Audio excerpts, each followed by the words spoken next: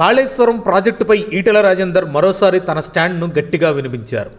రాజకీయాలు ఎలా మారినా రైతుల ప్రయోజనాల విషయంలో మాత్రం తన అభిప్రాయం మారదని స్పష్టం చేశారు.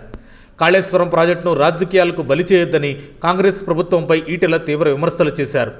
నాణ్యతా లోపాలు ఉంటే వాటిని సరిచేయాలి, కానీ ప్రాజెక్టును పూర్తిగా పక్కన పెట్టడం వల్ల నష్టపోయేది రైతులేనని హెచ్చరించారు. ప్రాజెక్టు నిర్మాణంలో లోపాలపై విచారణ జరగాల్సిందేనని, కానీ రిపేర్లు చేయకుండా కాలయాపన చేయడం సరైన విధానం కాదన్నారు. లక్షల కోట్ల ప్రజాధనంతో నిర్మించిన ప్రాజెక్టును ఉపయోగించకుండా వదిలేయటం రాష్ట్రానికి తీరని నష్టమని పేర్కొన్నారు. వ్యక్తిగతంగా కేసీఆర్తో రాజకీయ విభేదాలు ఉన్నప్పటికీ రైతులకు ఉపయోగపడే అంశాల్లో నిజం ఏదైతే ఉందో అదే చెబుతానని ఈటెల మరోసారి స్పష్టం చేశారు.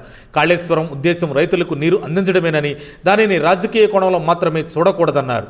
బీజేపీ రాష్ట్ర అధ్యక్షుడు రామచంద్రరావు కూడా ఇదే అంశంపై ప్రభుత్వాన్ని ప్రశ్నించడంతో కాళేశ్వరం విషయంలో కాంగ్రెస్ ఇప్పుడు తీవ్ర ఒత్తిడిని ఎదుర్కొంటుంది. మరి కాంగ్రెస్ ప్రభుత్వం కాళేశ్వరం ప్రాజెక్టును మళ్లీ వినియోగంలోకి తీసుకువస్తుందా, లేక రాజకీయాల మధ్య ఈ ప్రాజెక్టు చిక్కుకుపోతుందా?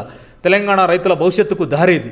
ఇప్పుడు కాంగ్రెస్ ప్రభుత్వం తీసుకునే ఈ నిర్ణయంపైనే రైతుల భవిష్యత్ ఆధారపడి ఉంది.